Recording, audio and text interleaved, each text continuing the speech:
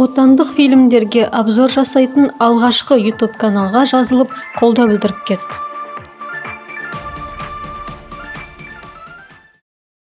Айнаш өз жұмысын сүйіп жасайды.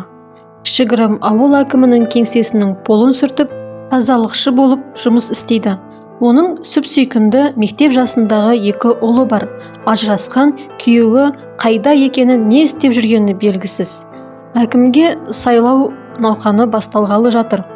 Ауыл әкімі өзіне қарсылас бола алмайтын, қарапайым, билік дегенге қызықпайтын пол жуушы Айнагүлді кандидат етіп қояды. Алайда сайлау нәтижесі күтпеген нәтижеге ие болып, қолынан перчаткасын тастамайтын, пол тазалығынан басқа дым ойламайтын Айнагүл 69% көрсеткішпен жеңіп шығады.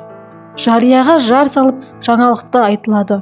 Өзінің әкім болғанына сене алмай, көмекшіге өзін шымшытып, түс көріп жатқан жоқпын ба деп отырады. Өздерінің әртүрлі шағымдармен ауыл тұрғындары келіп бастайды. Артынан көлеңкесі сияқты қалмайтын жігіт оған қолдау көрсеткісі келеді.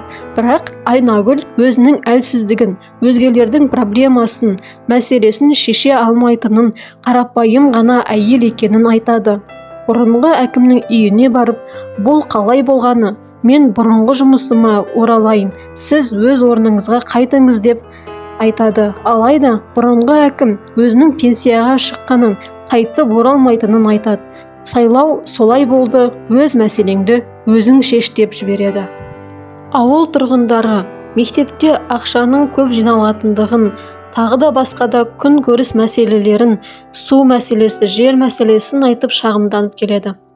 Жұмыстан шаршап үйге келгенде, үйде су жоқ екен.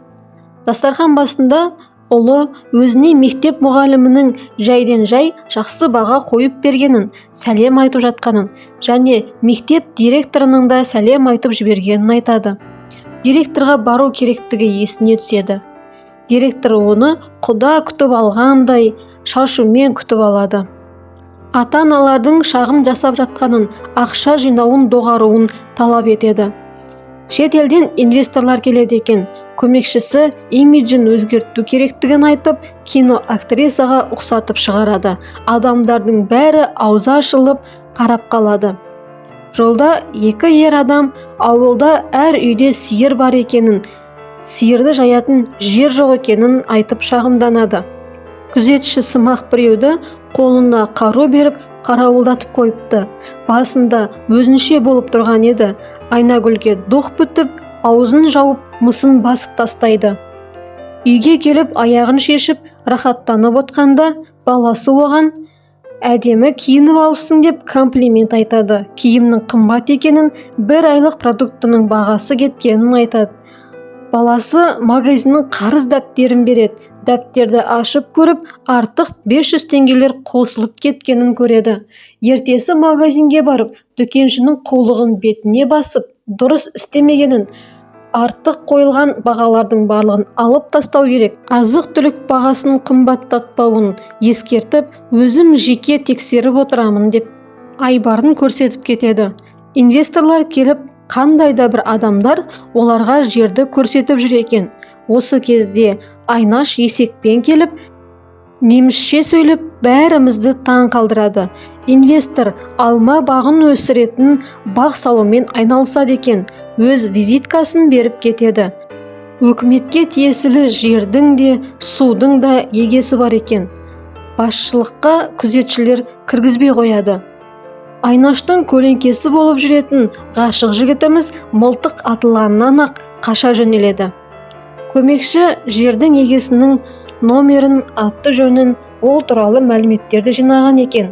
Айнаш хабарласып көргенмен трубканы көтермейді. Хабарласа алмай анасына барады. Жердің егесіне әкесінің көп көмегі тиген екен. Бірден телефонды көтеріп, халыққа жерді беруге келіседі. Кеңсеге судың егесінің шабарманы келген екен. Қандай да бір құжаттарға қол қоюын талап етеді. Айнаш оның быт-шытын шығарып қуып салады. Келісімге келе алмағанына ашуланып, онымен өзім кездесемін деп кездесу ұйымдастырады. Бәрібір де Айнаш оның ұсынысын қабылдамайды. Бір-бірімен документ лақтырысып, сөзбен қырылып қайтады. Жаңбыр жауып кетеді. Арлан өзінің ешкімге қажеті жоқ кітапханасын мақтанышпен көрсетіп, кітаптарға деген махаббатын, бұл кітаптар оның өмірінің мәні екенін айтады. Ауыл тұрғындары асыраушылары еркектердің жұмыссыз отырғандарын айтып шу шығарады. Осы кезде анасы келіп, оларға басу айтып қайтарып жібереді. Арланданың сүйікті кітапханасы қандай да жолмен өртеніп кетеді. Бәрі кері кетіп жатыр. Ауылдағы еркектер жұмыссыз, су мәселесі шешілмеді. Кітапхана өртеніп кетті және сүйікті, ақылшы, қамқор әжесі өмірден озды. Көңілсіз отқанда баласы өзінің алма туралы жазған өлеңін оқып береді. Осы кезде бір кездері кездескен инвестор есіне түсіп, судың егесіне жетіп барып, өз ұсынысын жабайы түрде қырылып отырып жеткізеді. Осылай бәрі оңынан шешіліп, инвестормен келісімге келіп, еркектерге жұмыс та табылып, сумен де қамтамасыз етіп, кітапхананы қалпына келтіреді. Ауыл әкімінен аудан әкімдігіне көтеріледі. Осылайша фильм өз мәресіне жетті. Келесі қандай фильмге шолу жасайын? Комментарийға жаза кет.